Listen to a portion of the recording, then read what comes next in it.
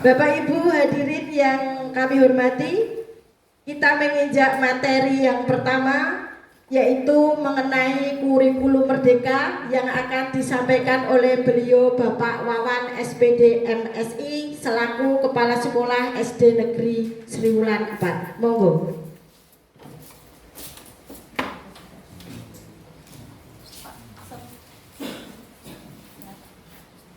Terima kasih. Mas.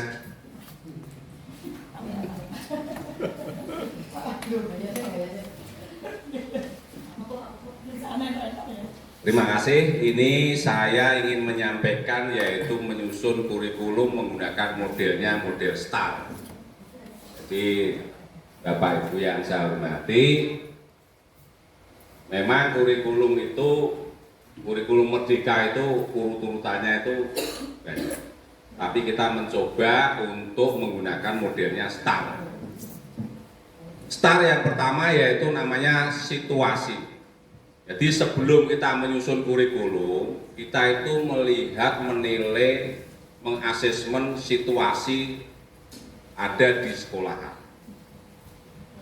Situasi di SD Negeri Sriwulan 4 itu posisinya adalah di pinggir pantai yang setiap hari selalu berdampak air pasang laut yang disebut rop, dan rop itu membawa sampah sampai ke halaman dan airnya kadang-kadang juga masuk ke ruang kelas. Itu situasi lingkungan. Yang kedua, situasi orang tua atau masyarakat, bahwa masyarakat di SD Negeri Sriwulan 4 itu notabene adalah pelaut atau nelayan yang kerjanya itu sore jam 4 berangkat menuju ke tambak, cari piting, cari udang, pulangnya pagi sekitar jam 12 atau jam 2 pagi. Setelah itu ibunya itu subuh itu menjual tangkapan dan bapak-bapaknya pada tidur. Sekitar jam 9 pagi baru pada bangun. Sehingga anak-anaknya yang seharusnya tadi malam hari belajar, siang hari sarapan pagi, pagi hari sarapan pagi, nyepake alat-alat sekolah, seragam dan sebagainya, itu tidak terjadi. Sehingga anak itu dipaksa mandiri, sarapan kadang tidak seadanya, terus anak-anak juga memakai pakaian sendiri, berangkat sendiri. Nah, keadaan seperti itu di dalam proses pembelajaran akhirnya anak-anak ya ngantuk, ya lelah dan lain sebagainya. Itu di lingkungan rumah atau masyarakat. Nah, sekarang di sekolahan dilihat dari prosesnya, anak-anak itu kalau pagi berangkat pagi langsung mungut sampah. Jadi ada pembiasaan namanya pungut sampah. Membersihkan halaman, masuk ke kelas, ngepel karena terdampak air pasang laut tadi. Kadang-kadang air pasang laut juga terjadi pada siang hari. Sehingga kalau terjadi pada siang hari, berarti ya proses pembelajaran terganggu. Sehingga anak-anak itu kondisinya sangat lelah. Pagi sudah harus kerja, pungut sampah, membersihkan halaman, membersihkan kelas, sehingga kondisinya juga lelah. Dari rumah tidak sarapan, di sekolahan ternyata kegiatannya seperti itu. Akhirnya proses belajar mengajar juga punya masalah. Yang berikutnya yaitu tentang sarana dan prasarana sekolah. Sarana dan prasarana sekolah itu kebanyakan kalau di pinggir pantai itu mudah rusak. Beli komputer, belum pernah dipakai karena anginnya angin mengandung garam atau di mana itu, sehingga komputer ya mudah rusak, barang-barang elektronik ya mudah rusak. Nah itu terjadi seperti itu. Jadi banyak hal-hal yang situasinya itu tidak mendukung. Yang berikutnya yaitu tantangan. Dari situasi seperti itu kita punya tantangan. Bagaimana agar lingkungan yang kena dampak air rob sehingga tidak ada tanaman, lingkungannya gersang dan lain sebagainya, kita punya tantangan. Bagaimana agar sekolahan ini bisa punya penghijauan, rindang, penghasil oksigen, segar, enak dipandang, sehingga SD Negeri Siluan 4 mencetuskan atau membuat sebuah inovasi yang namanya tabung bulan pot, tanaman buah dan bunga dalam pot untuk mengatasi sekolah di pinggir pantai dan rawan rob. Itu tantangannya. Tantangan yang kedua, bagaimana cara mengimplementasikan atau memberitahu pada orang tua murid bahwa bagaimana agar anak-anak itu kalau berangkat itu bisa sarapan, bisa memakai pakaian yang layak pakai, dalam arti ya digosok, dicuci dan lain sebagainya, tidak ngantuk dan juga tidak lelah dalam memungut sampah atau membersihkan halaman. Itu juga sebuah tantangan. Tantangan berikutnya yaitu sarana dan prasarana. Bagaimana agar menjaga sarana dan prasarana sekolah itu tetap awet, bisa dipakai, lengkap, dan memenuhi syarat, sehingga dalam proses belajar mengajar bisa menggunakan hal-hal yang baru. Seperti itu adalah tantangan. Tantangan yang berikutnya, bagaimana cara mengatasi guru itu mengatasi anak agar anak itu yang lelah, yang ngantuk dan lain sebagainya itu bisa punya gairah untuk mengikuti pelajaran dengan sebaik mungkin sesuai dengan rencana yang disampaikan oleh Bapak Ibu guru, sehingga hasilnya menjadi baik. Nah, terus aksinya.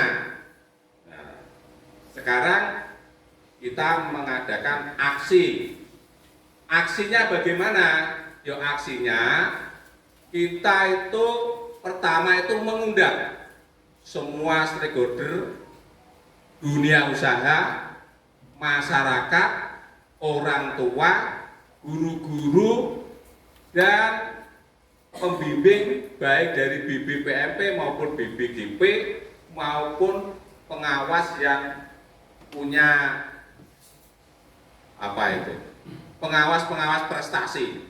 Seperti itu kita undang untuk merumuskan bagaimana cara membuat kurikulum yang bisa mengatasi kondisi yang seperti ini.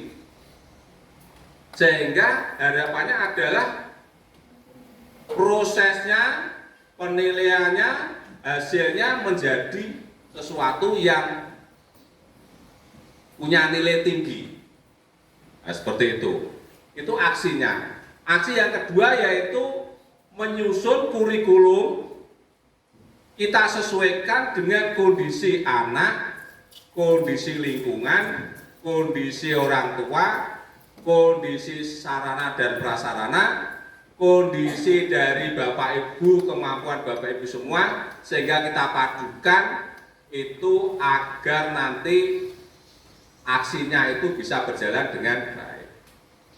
Yang berikutnya yaitu kita mengadakan pembimbingan, workshop, pelatihan-pelatihan, mengikuti di PMM, sehingga guru-guru itu akan menjadi lebih cerdas, lebih berwawasan, lebih berilmu, dan bisa menerapkan dalam proses pembelajaran dengan sebaik-baiknya.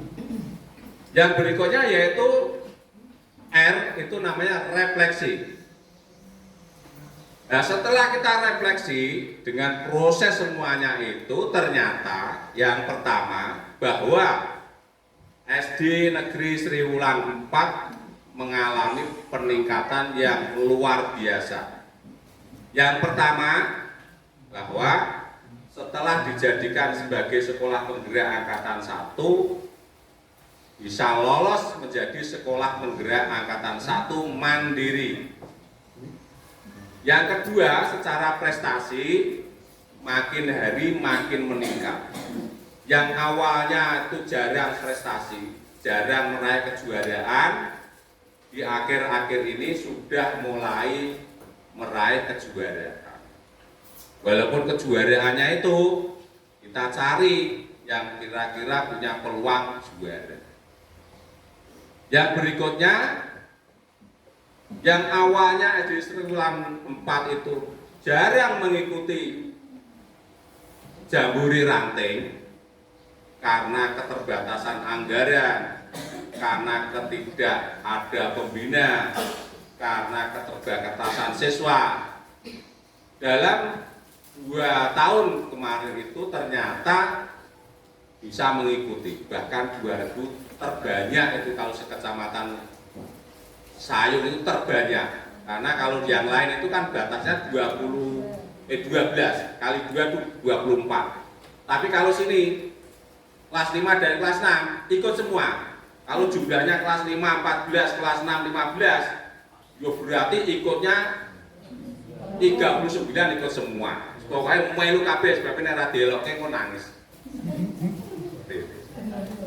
Yang berikutnya juga kemarin di dalam Pramuka Garuda, walaupun muridnya sedikit, tetapi sini itu pemecah rekor 2 tahun berturut-turut terbanyak se-Kabupaten Demak. Jadi kalau yang lain tuh ngirim 3, ngirim 4 itu sudah terseok-seok, itu sini satu kelas kirim semua. Pada satu kelas itu anggarannya kurang lebih 350 kalau tidak salah. Kita ngirim semua. Juga yang kemarin juga kita alhamdulillah masuk di namanya gugus depan mantap. Nah, kita juga mendapat meraih juara, dipercaya oleh Kuaran Sayung, mendapat juara tingkat kabupaten sebagai gugus depan mantap, dapat juara 3. Itu juga termasuk yang pertama itu. Yang berikutnya juga Pramuka Garuda Prestasi, juga itu juga bisa masuk menjadi juara. Dan masih banyak hal yang dalam peningkatannya, sehingga sekolahan ini juga kemarin dinobatkan oleh kepala dinas bahwa kalau mau studi banding tentang penghijauan di pinggir laut, datanglah ke Sri Wulan. Itu setelah kita refleksi seperti itu, ternyata dampak-dampak bahwa menyusun kurikulum itu memang kita sesuaikan. Awalnya visi misi kita itu tidak ada prestasi, tidak menyantumkan visi misi SD Sri Wulan 4 itu prestasi tidak, karena sekolah penggerak atau kurikulum merdeka itu tidak mengedepankan sebuah prestasi, tetapi mengedepankan sebuah proses dengan mengedepankan anak itu agar punya jiwanya itu adalah jiwa Pancasila. Dari takwa kepada Tuhan Yang Maha Esa, mandiri, kreatif, itu yang dituntut seperti itu, bukan prestasi. Di sana tidak ada prestasi. Jadi, tapi alhamdulillah bisa menghasilkan sebuah prestasi. Itu yang bisa saya sampaikan masalah kurikulum. Terima kasih. Saya akhiri, wabillahi taufiq wal hidayah. Assalamualaikum warahmatullahi wabarakatuh.